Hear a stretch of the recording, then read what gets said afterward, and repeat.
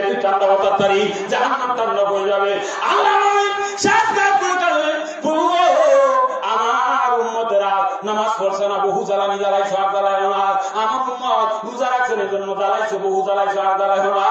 ও আল্লাহ, আমার উম্মত হজ করছে না, যাকাত দিছে না, ভুল করে নিছে, বহু জ্বালানি জ্বালাইছো আর জ্বালাইও না। আল্লাহ আল্লাহ রাব্বুল আলামিন বলে, হায় গো আপনার উম্মতদেরকে নিয়ে আপনি জান্নাতে চলে যান। পাইলে নিরালাই গো নবী, পাইলে নিরালাই, পাইলে নিরালাই গো নবী, পাইলে নিরালাই। আমি দুই কদমে চুমু খাবো, দুই কদমে চুমু খাবো, চরণ ধুলি মাখবো গায়, পাইলে নিরালাই গো নবী, পাইলে নিরালাই, আয় পাইলে নিরালাই গো নবী, পাইলে নিরালাই। উম্মতি উম্মতি বলে কাদের নবী জীবন ভরে, এখন কান্দের নবী, এখন পাপী উম্মতের মায়ায়, পাইলে নিরালাই গো নবী, পাইলে নিরালাই, পাইলে নিরালাই। তাহলে 3 নম্বর দুষ্টা বলবে যে আমরা সমালোচনাকারীদের সাথে আমরা সমালোচনা করতাম অথবা তাদের সমর্থক হয়ে থাকতাম।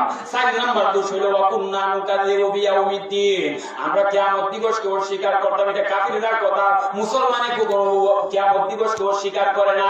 এজন্য লাস্টের যে 2টা দোষের কথা আল্লাহ বলছেন, এটা হলো কাফিররা দোষ, এদের ব্যাপারে সুপারিশ গ্রহণ হবে না। এরপরে এরা কইবা হাত্তা আতানাল ইয়াকিন। আব্দুল করিম ভাই, আব্দুল রহিম ভাই রে, এমন অবস্থায় চলতে চলতে নামাজ নাই, রোজা নাই, হজ নাই, যাকাত নাই, আমি চলতাছি, হঠাৎ করে আজরাইল আমার সামনে দাঁড়ায় গেছে রে ভাই। আজরাইল আমার জান কবজ করে লই আইছে, আর তওবা করার সুযোগ পাইছি না। তাহলে ভাইও আজকে নামাজ পড়তেছি না, রোজা রাখতেছি না, হজ করতেছি না রে যুবক, একটু মনটারে বুঝাও। ও যুবক, কোন দিকে রওনা করছো?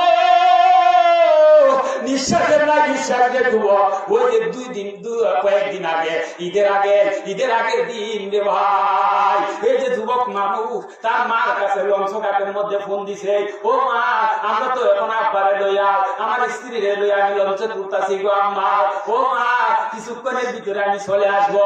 বাইরে ভাই, কিছুক্ষণ পরে দেখা যায় একটা লঞ্চ আর একটা লঞ্চের সাথে বসা গাইয়া ওই ছেলেটা ভরিয়া গেছে মাঝখানো, আল্লাহু আকবার, মাঝখানে ভরিয়া গেছে, তার 2টা পা করে জায়গা